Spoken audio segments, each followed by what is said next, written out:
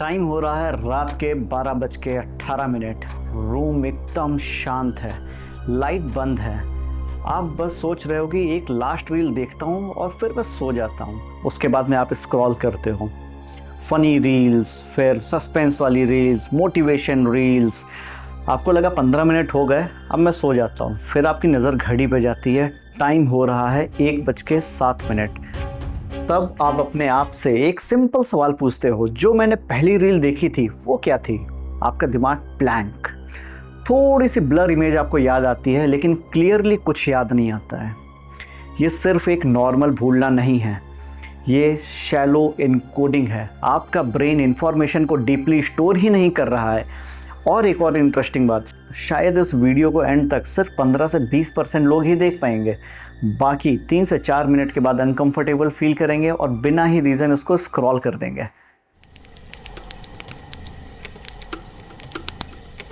नमस्कार दोस्तों, welcome to two minds lab. यहाँ हम हाइप नहीं, लॉजिक ब्रेक करते हैं। और आज हम टेस्ट करेंगे कि क्या आपका ब्रेन स्क्रॉल कल्चर से रिवायर हो रहा है या आपका ब्रेन रॉट हो चुका है।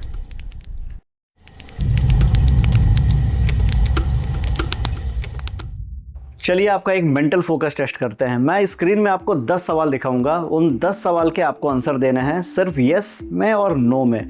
हर यस पे आपको 1 पॉइंट मिलेगा, हर नो पे आपको 0 मिलेगा। आप स्क्रीन को थोड़ी देर के लिए पॉज कर लीजिए और इन 10 सवाल के आप आंसर दीजिए।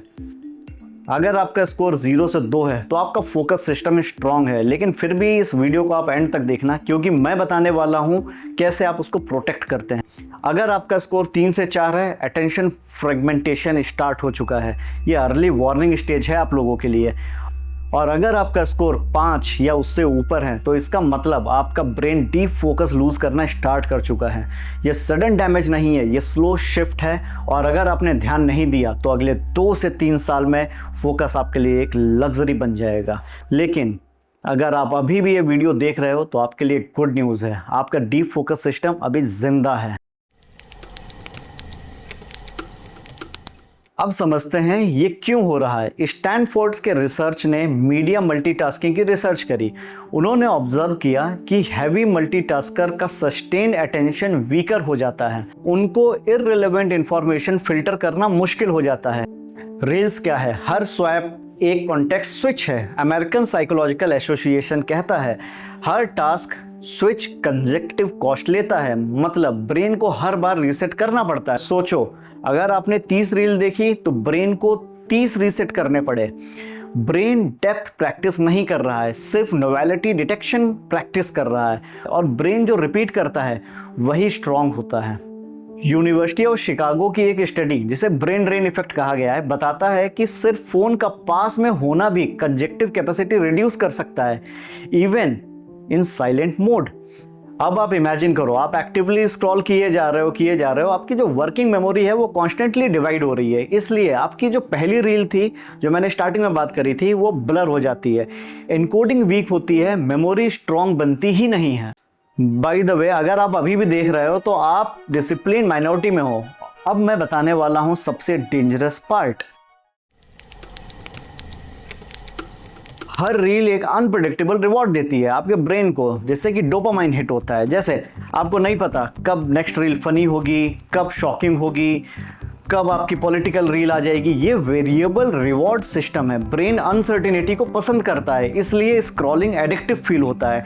जब ब्रेन को फास्ट रिवॉर्ड की आदत पड़ जाती है, स्लो एक्टिविटीज बोरिंग लगने लगती है। रीडिंग बोरिंग लगती है, स्टडी बोरिंग लगती है, डीप थिंकिंग एग्जॉस्टिंग लगता है। Not because you are dumb, because baseline stimulus level shift हो गया है।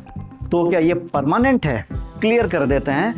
रिसर्च ये नहीं कहती है कि आपका ब्रेन श्रिंक हो रहा है, लेकिन हैवी डिजिटल मल्टीटास्किंग फोकस को वीकन कर सकता है। गुड न्यूज़, ब्रेन प्लास्टिक है, जो रिपीट होता है वो स्ट्रांग होता है। अभी रिपीटिशन क्या है? Swap switch, swap switch, swap switch.